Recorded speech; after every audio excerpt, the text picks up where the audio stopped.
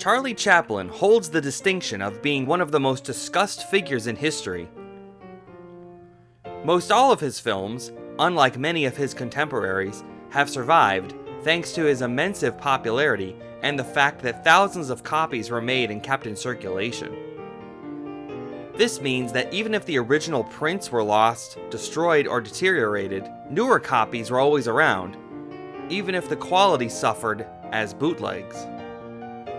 While we're lucky that Charlie's films came out virtually unscathed, there still remains a few mysteries in his filmography that linger, driving collectors and historians scrambling to pick up the pieces over 100 years later.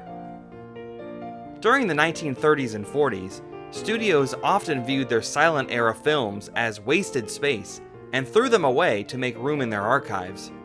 Even masterpieces such as The Lost World and The Phantom of the Opera from 1925 were thought to have no value for future generations and usually recycled for their silver content.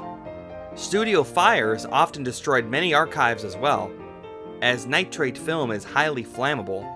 Some theaters were even instructed to dispose of prints once they had finished showing them, as the studio saw no value in having the films sent back to them to save. The documentary Dawson City: Frozen Time is a perfect example that shows many films were simply buried underground when theaters were finished with them. Or in this case, buried in an underground pool. It wasn't until the 1960s that archivists started turning their attention to silent films as cultural artifacts and began the desperate attempts to save what had survived. There were a few of Chaplin's early Keystone films that, for a time, were considered lost until sole copies were found in the late 60s and 70s. Some of these films include Cruel, Cruel Love, A Busy Day, and Mabel's Strange Predicament. Decades later, in 2010, A Thief Catcher, which features a cameo by Charlie as a Keystone cop, surfaced, the only time he has ever appeared in that fashion. Chaplin mentions this, that he did indeed appear as a Keystone cop. But since no record of this film existed at that time, it was dismissed as faulty memory by many. Wow, Charlie sure showed us up. For years, there's only been one film that continues to be labeled as a lost Chaplin Keystone, called Her Friend the Bandit. As of this video, nothing has ever turned up, although some believe Charlie wasn't even in it, and it was simply a filmography error.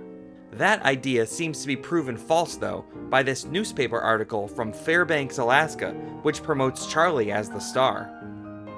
This article from August 1916, a full 2 years after it would have been originally released, but perhaps it took that long for a print to be delivered to Alaska. That brings us to these mysterious 3 images.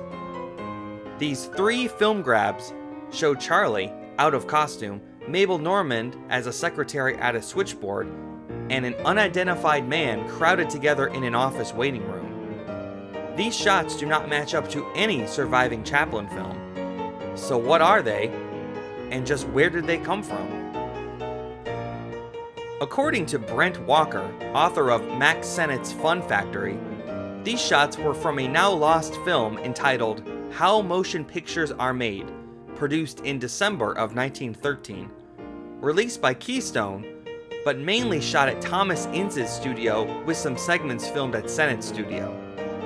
If this is true, then these frames are all that are left of Charlie Chaplin's first screen appearance, predating Making a Living, shot the next month, January of 1914. It does make sense though, as Charlie arrived from Butte, Montana to work at the studio in December 1913. What a shame this film did not survive. Outside of being possibly the earliest appearance by Chaplin on the screen, it was also an amazing behind-the-scenes peek into the early days of movie making in California. That would make it a historical find for a multitude of reasons. A few months later, Charlie did star in a one-reeler called A Film Johnny, which is essentially a behind-the-scenes look at Keystone, through the eyes of the tramp, who mischievously sneaks onto the lot to woo his favorite female movie star.